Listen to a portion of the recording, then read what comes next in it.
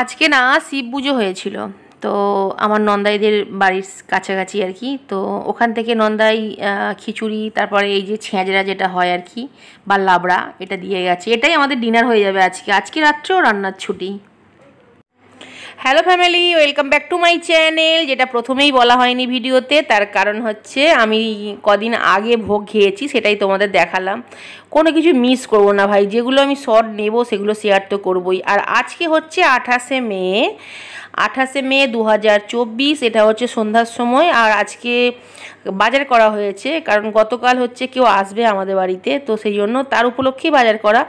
অনেক বাজার করা হয়েছে, আর একদম আমার পকেট খালি হয়ে গেছে। পকেট নয়, মানে পয়সার ব্যাগ খালি হয়ে গেছে, কারণ প্রচুর দাম। আর রিমাল এসে তো পুরো ডুবিয়ে দিয়ে গেছে একদম। মানে 26 তারিখ রাত্রে ঝড় হয়েছে, বৃষ্টি তো সেইভাবে হয়নি, কিন্তু মানে হয়েছে 27 তারিখে সারাদিন যে ঝড়ের সাথে যে মানে হালকা হাওয়ার সাথে যে বৃষ্টিটা হয়েছে, সেটাতে পুরো ডুবিয়ে দিয়েছে। আমাদের বাড়ির সামনে এমনি একটু বৃষ্টি হলেই ডুবে যায়, তার উপরে তো সারাদিন হলে তো আর দেখতে নেই, অনেকটা মানে জল আর কি। তো তাতেই জুনকে পাঠালাম, একটু রিস্ক নিয়েই পাঠিয়েছিলাম, কিন্তু কি করবো বলো, আমাদের তো কেউ বাজার করার নেই। সেই জন্য মেয়েটাকে বলেছিলাম যে পায়ের দিকে সাপটাপ থাকতে পারে না জলে, পায়ের দিকে ফোনের লাইট মেরে মেরে আর কি জলেতে, তারপরে আস্তে আস্তে পা দিবি, কারণ জল ধরা সাপগুলো থাকে। যাই হোক, এটা হচ্ছে 29, আজকে 29শে মে 2024। আজকে রান্নাবান্না শুরু হয়ে গেছে। সেইভাবে কিছু রান্না করব না, মানে হালকা পাতলাই করব, কোনো মাছ মাংসের ব্যাপার নেই এখানে।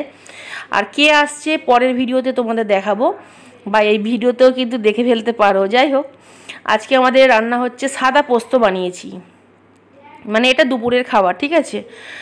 আর দুপুরে এসে সে খাওয়া দাওয়া করবে, ওই জন্য দুপুরের রান্নাবান্না আর কি সকাল সকাল করে নিচ্ছি।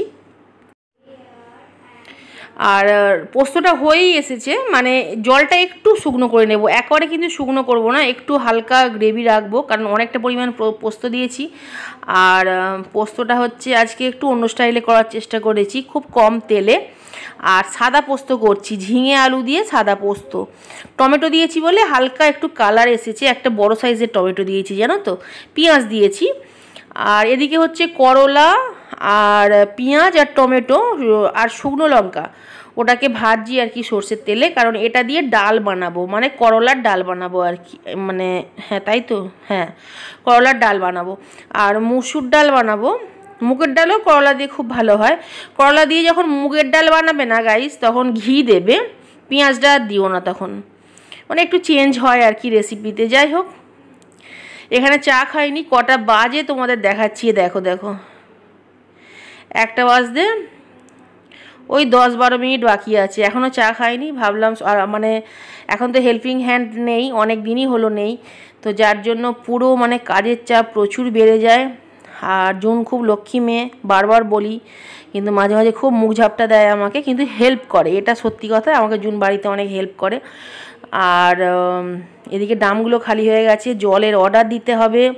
আবার রান্নাঘরে চলে এসেছি, তোমাদের ডালটা দেখাই, কারণ রান্না মানে হয়ে গেছে অনেকটাই। ডালটা একদম লাল লাল হয়েছে, ডালেও বেশ অনেকটা পরিমাণ টমেটো দিয়েছি, সেই জন্য ডালটা খুব ভালো হয়েছিল জানো তো।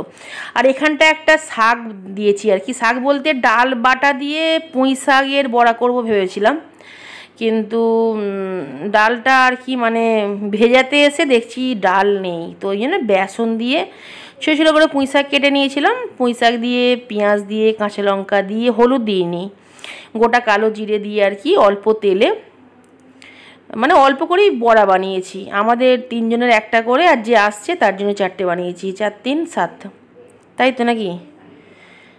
হ্যাঁ, 4 3 7। এখন কিন্তু প্রত্যেকটা ভিডিও জমজমাট আসতে চলেছে, তো ওই জন্য একটাও ভিডিও কিন্তু মিস করো না। আজকের মতো বায়ে, চলে আসবো নতুন ব্লগ নিয়ে। Thanks for watching.